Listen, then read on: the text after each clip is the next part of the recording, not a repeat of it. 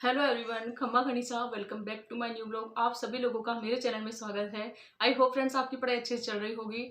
और कल ही जस्ट मैंने वीडियो बनाया था कि अब आप लोग अच्छे से मोटिवेट हो चुके हो और एग्ज़ाम की तैयारी अच्छे से कर रहे होंगे। तो एक दो कमेंट आए हैं मेरे पास में अभी भी कि एसएसटी वाला सब्जेक्ट तैयार नहीं हो रहा है, मैं क्या करूँ। तो देखो, सबसे पहले आपको कहना चाहूँगी अभी तो कुछ भी नहीं है। जैसे जैसे एग्ज़ाम पास में आएगा ना, तो बहुत सारी ऐसी बातें जो हमारे साथ में होंगी और बहुत सारी टेंशन है वो भी हमारे साथ में आती है और आती है, हर किसी एस्पिरेंट के मन में आती है। लेकिन एक बात आप ध्यान से सोचना बिल्कुल ठंडे दिमाग से कि ये सब क्यों होता है। जब हम उस चीज़ के बारे में सोच रहे होते हैं तो कहीं ना कहीं मुझे ऐसा लगता है कि आप तैयारी करते करते एग्जाम के बारे में सोच रहे होते हो, जबकि एग्जाम अभी हमसे एक महीना पूरा जून का पड़ा है और 23 दिन जो है वो अभी हमारे पास में मई के महीने के पड़े हैं ना। 22-23 दिन जो भी है, 23-24 दिन, तो इतने दिन अभी हमारे पास में पड़े हैं। तो जैसे जैसे एग्जाम पास में आएगा ना, अभी ये वाली सारी बातें होंगी, हर किसी स्टूडेंट के साथ में होती है। तो आप क्या कर रहे होते हो, जैसे एग्जाम के दिन के बारे में कब सोचते हो, जब आप पढ़ाई कर रहे होते हो। वैसे अगर आप कुछ और काम कर रहे होते ना, जैसे खाना खाना या घर का काम करना, तब आप नहीं सोचोगे। ये वाली बात कब आएगी आपके माइंड में, जब पढ़ाई कर रहे होते हो। और यही वो बातें होती है जो हमारा ध्यान डाइवर्ट करवाती है। मैं तो आपको हमेशा कहती हूँ, हर एक व्लॉग में कहती हूँ कि हाँ, आपको टेंशन नहीं करनी है। एग्जाम की आपकी जितनी भी तैयारी हुई है ना, बस आप मन लगा के तैयारी करते रहो। अब ऐसे तो है नहीं हम 1.5-2 साल वाले सिलेबस को 4 महीने में पूरा कंप्लीट कर देंगे। और फिर भी हम इतनी कोशिश कर रहे हैं, वो कम थोड़ी ना है। तो अब हमेशा हमें खुद के अंदर अच्छाई ढूंढनी है और हमेशा ये देखना है कि हाँ, मैं खुद को पहले से मैंने खुद को कितना बेहतर बना लिया है। ये मत सोचो कि मेरा ये पूरा नहीं हुआ। एक बार ये सोचो आप कि मैंने पहले से खुद को कितना बेहतर बना लिया है। आज से 2 महीने पहले तो हमको सेकेंड ईयर के सिलेबस में कुछ भी नहीं आता था और आज हम उन टॉपिक को पढ़ भी रहे हैं। हमारा दूसरी बार का रिवीजन भी चल रहा है, साथ में हम एमसीक्यू एस्पिरेंट निकाल भी रहे हैं ना। तो इस तरह से यही कहना चाहती हूँ कि हर एक वो कहते हैं ना, प्रोसेस धीरे धीरे होती है। और कहते भी है कि सफलता किसी को एक ही बार में नहीं मिल जाती है। तो थोड़ा सा हमें भी धैर्य और संतोष रखने की जरूरत है, बस आपसे यही कहना चाहूंगी। तो फ्रेंड्स, फाइनली कुछ कमेंट्स के आपको रिप्लाई करना चाहती हूँ। सबसे पहले कमेंट्स आई है कि दी आपके कितने घंटे हो जाते हैं पढ़ने में।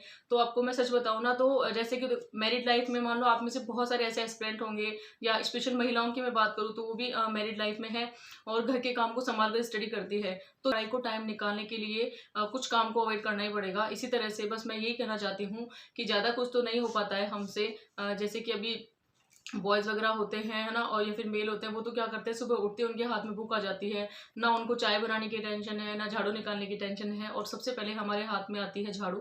ये बिल्कुल कड़वा सच है लेकिन बिल्कुल सच्चाई है ये। आपका सीधा जो माइंड जाएगा ना, वो झाड़ू पर ही जाएगा। तो बस यही है। और अगर नहीं भी निकालेंगे ना, तो खुद को अजीब लगेगा कि आज हमने झाड़ू नहीं निकाली है, तो खुद के माइंड मतलब बिल्कुल ध्यान डाइवर्ट होता रहेगा। इससे अच्छा तो ये है कि सुबह पहले उठ के झाड़ू वगैरह निकाल के अपने काम से फ्री होकर हम पढ़ने बैठ जाएं, तो वो ज़्यादा बेस्ट रहता है। एक दिन मैं मार्केट में गई थी, एक बात बताती हूँ आपको। तो मैं मार्केट में फ्रूट लेने गई थी, वहाँ पर वो तरबूज वाला कुछ महंगे फ्रूट दे रहा था। तो पास में मतलब एक लड़का आया और उसने कहा कि भैया बहुत ज़्यादा महंगाई हो गई है, हम तैयारी कर रहे हैं, इतने महंगे मत दो। तो मतलब कैसे काम चलेगा इतने महंगाई में, हम इतने महंगे तरबूज खरीदेंगे। तो वैसे भी आरएस की तैयारी चल रही है, जब मैं अधिकारी बन जाऊंगा ना, तब आप ये तरबूज आप महंगे कर देना, लेकिन अभी मत दो। अभी बेरोजगारी का दौर है, आप तरबूज ही महंगे दे रहे हो, हम क्या तो खाएं और क्या ही पढ़े।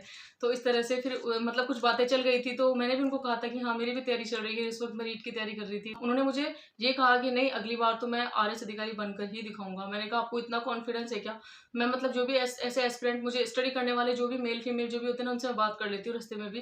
कभी मैंने ये नहीं सोचा मेरे लिए अनजान है। तो इसी तरह से कुछ बात हो गई थी, बिल्कुल अनजान ही है, अनजान ही थे, मतलब मैं जानती भी नहीं हूँ, है ना। तो इसी तरह से उन्होंने मुझे कॉन्फिडेंस उनका देखकर मुझे उस दिन बहुत ज़्यादा मोटिवेशन मिला और मुझे ये सीखने को मिला। उन्होंने एक ही बात बोली कि आप सबके हाथ में सुबह उठते ही झाड़ू आती है, लेकिन हम सुबह 4 बजे उठ के सीधा बुक हाथ में ले लेते हैं और सुबह के 4 से लेकर 8-9 तक तो हमारी 5-6 घंटे की पढ़ाई पूरी हो चुकी होती है। जितना टाइम आप पूरे दिन में निकालते हो ना, वो टाइम तो हम सुबह निकाल देते हैं। ये वाली बात, मतलब इस वाली बात ने मुझे कहीं न कहीं थोड़ा-सा दुखी भी किया, लेकिन फिर भी कोई बात नहीं। हमारे पास जितना टाइम मिलता है, स्पेशल महिलाओं को कहना चाहूँगी, जितना टाइम मिलता है ना, हमें उसी में खुद को बेहतर करने का प्रयास करना है। ये नहीं सोचना कि हाँ, हम इतना सारा टाइम कैसे निकालेंगे या कैसे नहीं निकालेंगे। जिस तरह से मतलब मैंने कॉन्फिडेंस लेवल देखा ना उनका, उन्होंने ये कहा कि आपके 5-6 घंटे तो हम सुबह पढ़ लेते हैं, उसके बाद ही हमारे पास में पूरा दिन पड़ा है। तो ऐसे जब तैयारी करेंगे तो अपने आप ही आरएस अधिकारी वाला कॉन्फिडेंस आएगा उनके पास में, है ना। बाद में वो अपने घर चले गए, मैं भी हस्बैंड के साथ ही मैं अपने घर आ गई। लेकिन ये जो बात हुई ना, वो उस बात से मुझे कहीं न कुछ सीखने को मिला कि 5 घंटे वो सुबह निकालते हैं, कोई बात नहीं, लेकिन हम भी सुबह जल्दी उठकर घर का काम करके 7-8 बजे तो बैठ सकते हैं ना। ऐसी जो बात मेरे माइंड में में भी आई। तो बस हमें यही करना है, बहुत कुछ हमें बाहर भी सीखने को मिलता है। तो आप तो कह रहे हो कि दी आप कितने घंटे निकाल लेते हो, तो आपको सही बताऊँ तो अब मैं 8 आवर से ज़्यादा घंटे आराम से निकाल लेती हूँ। 8 आवर से कम तो बिल्कुल पढ़ाई नहीं कर रही हूँ मैं, क्योंकि मुझे अच्छे से पता है सिलेबस इतना सारा है, थ्योरी भी है, ऑब्जेक्टिव भी है। तो बस मुझे अपने हिसाब से मैनेज करना है, और बस मैं अभी 8 घंटे से ज़्यादा ही निकाल रही हूँ। कभी कभी 7 साढ़े 7 हो जाए वो अलग बात है, लेकिन अभी तक जब से हमने टारगेट डे 1 बनाया है ना, डे 1 का जो टारगेट हमने 1 मई से शुरू किया था, तो आज 7वां दिन है हमारे टारगेट का, और हमें कंटिन्यू 6 दिन हो चुके हैं। इस टाइम में मैं क्लास वाला टाइम नहीं गिनती हूँ, आपको सही बताऊँ तो। जैसे कि हम काम करते हुए क्लास देखते हैं, तो वो वाला टाइमिंग मैं इस टाइमर में नहीं लगाती हूँ, सिर्फ पढ़ाई करते टाइम लगाती हूँ, ताकि मैं इसको ऑन ऑफ कर सकूँ। हर जगह इसको लेके घूमूंगी ना, तो फिर मेरा सारा ध्यान इसी में चला जाएगा। तो सिर्फ मैं पढ़ाई के टाइम ही लगाती हूँ। मुझे किचन में काम करना होता है ना, तो मैं क्लास चला के देख लेती हूँ। मुझे जितना भी याद होता है वो सही है, आधा ध्यान मेरा खाने में रहता है, आधा ध्यान मेरा क्लासेस में रहता है। लेकिन जो भी हमें सीखने को मिलता है वो अच्छी बात है। उस वक्त मुझे ये लग रहा होता है कि मैं अपना टाइम खराब नहीं कर रही हूँ। तो बस इसी तरह से हमें करना है। और बस ऐसे ये जो पढ़ाई के लिए जो टाइमिंग है ना, वैसे घंटे मायने नहीं रखते, आपको कहना चाहती हूँ, लेकिन फिर भी हम टाइमर लगाने से थोड़ी कंसिस्टेंसी बन जाती है कि हाँ, हम कंटिन्यू रेगुलर पढ़ रहे हैं। और अब तो आपको सच बताओ ना फ्रेंड्स, वही वाला टाइम है, इसमें तो हर एक एस्पिरेंट पढ़ रहा है। जो इतने दिनों से तैयारी नहीं कर रहे थे वो भी पढ़ रहे हैं, और जो नई तैयारी जिन्होंने शून्य से शुरुआत की है वो भी पढ़ रहे हैं। तो अभी तो पढ़ने का टाइम है, तो क्यों ना हम भी मतलब मैरिड लाइफ में है, मैं मानती हूँ अच्छे से, लेकिन घर के काम को फ्री होकर तो हम पढ़ाई कर सकते हैं ना। उसमें तो फिर हमें कोई रोकने वाला नहीं है ना, कि सुबह से लेके शाम तक का जो हमारा दिन है वो हमारे पास ही रहता है। जैसे ब्रेक लूंगे ना पढ़ाई करने की, जैसे हम बीच ब्रेक लेते हैं 1 घंटे 1.5 घंटे बाद में, उस ब्रेक के अंदर बर्तन साफ करके आ जाती हूँ। तो ये मेरा तरीका होता है। इसी तरह से जो छोटे मोटे काम रहते हैं उनको मैं बीच में करके आ जाती हूँ, और उसके अलावा मैं सोचती हूँ कि हाँ, जितना जल्दी हो सके पढ़ाई के लिए बैठना है। तो बस 8 घंटे से कम पढ़ाई तो अभी नहीं हो पा रही है मेरी भी, क्योंकि मैं भी नहीं चाह रही हूँ कि हाँ, मैं 8 घंटे से कम पढ़ाई करूँ, और ज़्यादा से ज़्यादा बेटर देने की कोशिश कर रही हूँ। इससे ज़्यादा हो जाए तो हमारे लिए अच्छी बात है, लेकिन इससे कम नहीं कर पा रही हूँ। बाकी अभी तो वो वाला टाइम है कि हमें 12-13 घंटे पढ़ाई के लिए निकालने पड़ेंगे, लेकिन मैरिड लाइफ में है तो मुश्किल से मेरी 7.5-8 घंटे की पढ़ाई आराम से हो पा रही है। आपको कहना चाहूँगी, पढ़ाई घंटों में काउंट मत करना, ये सिर्फ कंसिस्टेंसी बनाने के लिए है। एसएसटी को कैसे तैयार करें समझ में नहीं आ रहा है। तो देखो, आपको मैंने वैसे बता रखा है पहले की वीडियो में भी, आज फिर से आपको मैं बता देती हूँ। एसएसटी जो सब्जेक्ट है हमारा, उसमें पहले हमने अभी 5 सब्जेक्ट हम लेकर चल रहे हैं। अगर आप मेरा आपने वीडियो देखा होगा, तो हमने टारगेट बनाया था 1 मई से कि हम 5 बुक जो है वो एसएसटी सब्जेक्ट की लेंगे, और 5 बुक हम जीके फर्स्ट पेपर की लेंगे। तो अब ये आप पे डिपेंड करता है कि आप किस तरह से क्या पढ़ रहे हो, किस तरह से इन दोनों सारे सब्जेक्ट को मैनेज कर रहे हो, किस सब्जेक्ट से कितने टॉपिक पढ़ रहे हो, ये आप पर डिपेंड करता है। ये मैंने आपको पहले कह दिया था। हमने जो एक नया ये उठाया है ना टारगेट, बस वो मैंने बता दिया कि हमने 1 मई से लेकर 21 मई तक का बनाया है। लेकिन इस बीच में आपको मैनेज करना है कि सेकंड ग्रेड वाला एसएसटी सब्जेक्ट आप कैसे रेडी करते हो। तो इसके लिए आपको ज्यादा टेंशन लेने की जरूरत नहीं है। सबसे पहले आप अपने 5 सब्जेक्ट जो होते हैं उनको रेडी कीजिए। उनके बाद में उनके ऑब्जेक्टिव क्वेश्चंस वगैरह देख के उनको फाइनल फ्री कर दीजिए, है ना। उसके बाद में उन्हीं के साथ साथ आप धीरे धीरे दूसरे सब्जेक्ट भी देख सकते हैं। लेकिन अभी हमारे पास में टारगेट इतना बड़ा है ना, कि हमको टाइम नहीं मिल पा रहा है कि हम सारे सब्जेक्ट एक साथ देख सके एसएसटी के। तो बस यही कहना चाहती हूँ, अगर आप जीके फर्स्ट पेपर में अच्छे हैं ना, तो अपना अधिक टाइम आप एसएसटी पेपर को दें, या अपने एसएसटी सब्जेक्ट की बुक्स को दें। और अगर आपकी जीके फर्स्ट पेपर थोड़ा वीक है, तो एसएसटी सब्जेक्ट थोड़ा सा कम टाइम दे, जीके फर्स्ट पेपर को ज्यादा दे, लेकिन हमें टाइम तो दोनों को ही देना है। बस यही कहना चाहती हूँ। बहुत सारे एस्पिरेंट होते हैं, सबकी पढ़ने की रणनीति अलग अलग होती है। मैंने तो जो हमने नया टारगेट बनाया था वो वाली बात आपके साथ में शेयर की कि हाँ, इस तरह से हम टारगेट बनाते हैं ताकि हमारा सिलेबस जल्दी से जल्दी कवर हो सके, इसलिए हमने 21 दिन का टारगेट बनाया था। बाकी एसएसटी के अंदर इतना टेंशन करने की जरूरत नहीं है। एसएसटी सब्जेक्ट मेरा भी वीक है, मेरा भी कंप्लीट नहीं हुआ है, लेकिन मैं बिल्कुल टेंशन नहीं कर रही हूँ, क्योंकि हम मेहनत तो कर रहे हैं ना। इससे ज़्यादा क्या ही कर सकते हैं। सिर्फ खुद का प्रयास कर रहे हैं, खुद 100% देने का प्रयास कर सकते हैं। इससे ज़्यादा कुछ नहीं है हमारे हाथ में। तो बस यही कहना चाहती हूँ, धीरे धीरे आप उन बुक को पढ़ना शुरू कीजिए। अभी हमारे पास में बहुत सारा टाइम है। और सबसे मोस्ट इंपॉर्टेंट बात कहना चाहूँगी, आप अभी एग्जाम के बारे में कुछ मत सोचिए कि एग्जाम सिर पे आ गया है। ऐसे सोचेंगे तो ज़्यादा टेंशन होगी। दी, मैं आपकी वीडियो जरूर देखती हूँ, मुझे अच्छी गाइडलाइन मिलती है, और आपके मुझे भी आपके रिवीजन को फास्ट करने की अच्छी गाइडलाइन मिलती है। थैंक यू दी। हाँ, बस ये तो कहना, मैंने टारगेट इसलिए बनाया था ताकि हमारी बहुत सारी बुक कवर हो सके, साथ में उनके टॉपिक कवर हो सके। 21 दिन हमारे पास में, को कहते हैं ना, कठोर चैलेंज हमने लिया है, हार्ड चैलेंज, कि हाँ, हमें ये इन सबको तो पूरा कंप्लीट करना ही है। अब ये आप पर डिपेंड करता है कि आप कितना टाइम निकाल पाते हो पढ़ाई के लिए। पूरे दिन का मैनेजमेंट आपको ही करना है, किस तरह से पढ़ाई के लिए टाइम निकालना है, किस तरह से अदर काम करने हैं, ये सब आप पर डिपेंड करता है। लेकिन हाँ, एक एस्पिरेंट होने के नाते इतना कहना चाहूंगी आपको, बस किसी चीज की टेंशन नहीं करनी है। आराम से धीरे धीरे आपका सिलेबस करते रहिए, और हर एक बुक को टाइम देते रहिए, है ना। तो दी गणपत सर की ऑब्जेक्टिव बुक के क्वेश्चंस कैसे हैं, तो मैं आपको बताना चाहूंगी। अभी जो मैंने 1 मई से टारगेट लिया था, उसी के अंदर अभी तक मैं अभी थ्योरी वाला पार्ट पढ़ रही हूँ, तो मैंने ऑब्जेक्टिव क्वेश्चंस नहीं देखे हैं। गणपत सर की बुक सिर्फ लेके आई हूँ मैं, क्योंकि उसमें जो क्वेश्चंस है ना, वो मैं तब देखूंगी जब एक बार मैं थ्योरी वाला पार्ट कर लूंगी। उसके बाद मैं क्वेश्चंस को देखूंगी, क्योंकि उन क्वेश्चंस के प्रति मुझे समझ बनाने की भी जरूरत है। ऑब्जेक्टिव क्वेश्चंस को देखूंगी मैं इसी महीने में उस बुक को, लेकिन मैं अभी नहीं देख रही हूँ उस बुक को। और मैंने गणपत सर की ऑब्जेक्टिव बुक नहीं देखी है, लेकिन जब मैं मार्केट में गई थी तो ज्योग्राफी के 2-3 क्वेश्चंस देख के मैं बुक लेके आ गई थी। अभी तक मैंने क्वेश्चंस देखे ही नहीं है गणपत सर की बुक के, क्योंकि मुझे थ्योरी पढ़ना है अभी। करंट की कौन सी बुक है, नानक की है क्या? हाँ, मैंने आपको बताया था करंट अफेयर्स की नानक सर की बुक लेके आई हूँ मैं, ये मार्च और अप्रैल की है। और नानक सर की बुक है ये, 40 रुपए की बुक आएगी, ये आप ला सकते हैं। मार्च अप्रैल की टेंशन खत्म हो जाएगी। धीरे धीरे करंट को भी तो हमें पढ़ते रहना। हमने जो सब्जेक्ट उठाया ना, 6 सब्जेक्ट और इधर 5 सब्जेक्ट उठाए हैं, उनको हमें ऐसे मैनेज करके चलना है, क्योंकि एसएसटी में अब कुछ भी नहीं हो सकता। जितना हम पढ़ेंगे तभी हमारा रिवीजन होगा, आपको अच्छे से पता है। और रिवीजन के लिए हमें हार्ड चैलेंज लेना पड़ेगा। चैलेंज के लिए हमें बहुत सारे टॉपिक क्लियर करने पड़ेंगे। तो कहीं ना कहीं बात घूम फिर के वही आ जाती है कि हाँ, हमें सारे दिन पढ़ना पड़ेगा और अपनी पढ़ाई को ज़्यादा टाइम देना पड़ेगा। जीके भारत पॉलिटी की बात कर रहे हो या एसएसटी पॉलिटी की? तो हाँ, मैं जीके जो मैंने बताया था कि हाँ बहुत बड़ा रोल है पॉलिटिकल का, साइंस का, वो मैं जीके फर्स्ट पेपर में पॉलिटिकल साइंस की बात कर रही हूँ। उसमें बहुत सारे टॉपिक हैं और उसमें पॉलिटिकल साइंस के क्वेश्चंस भी ज़्यादा आते हैं, लगभग 12-13 क्वेश्चंस आराम से आते हैं। उसकी बात कर रही थी मैं एक वीडियो में।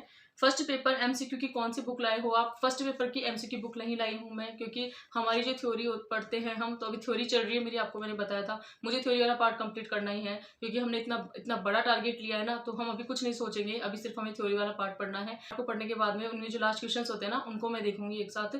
तो अभी मैं फर्स्ट पेपर की कुछ बुक, कोई भी बुक नहीं लेके आई हूँ। गौरव सर की बुक मेरे माइंड में है, लेकिन अभी तक मैं नहीं लाई हूँ, क्योंकि जब बुक को लाके ही मैं क्या करूँगी, मुझे पढ़ने का थोड़ा हमें थ्योरी वाला पार्ट पढ़ेंगे, मुझे लगेगा कहीं ना कहीं मुझे, मैं सेटिस्फाइड हो जाऊंगी, हाँ मैंने तो 2-3 बार रिवीजन कर लिया है। उसके बाद ऑब्जेक्टिव बुक को लाके मैं पढ़ लूंगी और क्वेश्चंस उसमें देख लूंगी। अभी तक मैं कोई भी बुक नहीं लेके आई हूँ फर्स्ट पेपर की।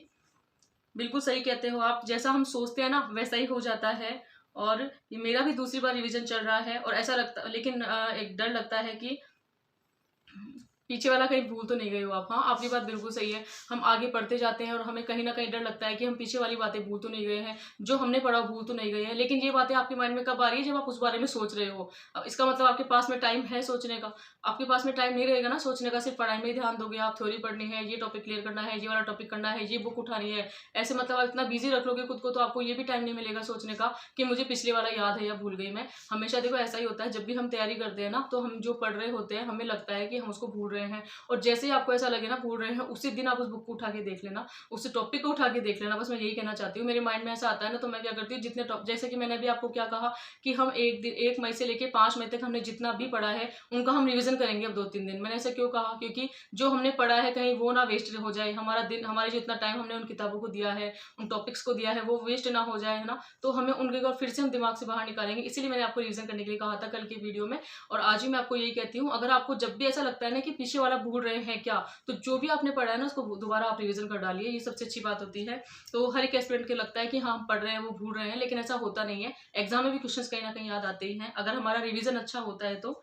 दी एसएसटी को कैसे तैयार करूं? हाँ, एसएसटी को तैयार करने का यही तरीका है कि आप थोड़ा सा एसएसटी को ज्यादा टाइम दीजिए। अगर आपको एसएसटी पेपर की टेंशन हो रही है तो आप उसको ज्यादा टाइम देना शुरू कीजिए। जीके फर्स्ट पेपर को थोड़ा सा टाइम कम कर दीजिए, अपने टाइम की लिमिट उसको बढ़ा देनी है एसएसटी पेपर में, क्योंकि उसमें सब्जेक्ट ज्यादा है, बहुत बड़ा रोल है। उसमें 5 सब्जेक्ट तो फिर भी छोटे हैं, लेकिन 3 सब्जेक्ट बहुत ज्यादा बड़े हैं, जिनको बहुत सारा समय देना होता है, बहुत सारा टाइम देना होता है। लेकिन थोड़ा सा हमें संभल कर चलना है। आप जो इस तरह से सोचिए कि एक रणनीति यही होती है, अब जो बाकी दिन बचे उसमें हमें एसएसटी पेपर के लिए यही रणनीति अपनानी चाहिए कि हमारे जो हमको पार्ट लगते हैं कि हाँ थोड़े इजी है, जो जो मुझे अच्छे से याद हो जाएंगे, आप उनको पहले कर लीजिए। और जो आपको हार्ड लगती है बुक, हार्ड सब्जेक्ट लगते हैं, उनको धीरे धीरे करते रहिए। किसी के 2 टॉपिक पढ़ लीजिए, किसी का 1 टॉपिक पढ़ लीजिए, इस तरह से आपको करते रहना है। और बस यही है एसएसटी पढ़ने का तरीका। बाकी 1-2 बार आप जब पढ़ोगे ना, तो अच्छे से लगेगा कि हाँ कहीं ना कहीं ये मेरा पढ़ा हुआ है। उसके बाद में आप ऑब्जेक्टिव क्वेश्चन निकालना उसके। हम तो 3rd ग्रेड में लग गए हैं। और आपके कितने नंबर आए 3rd ग्रेड में?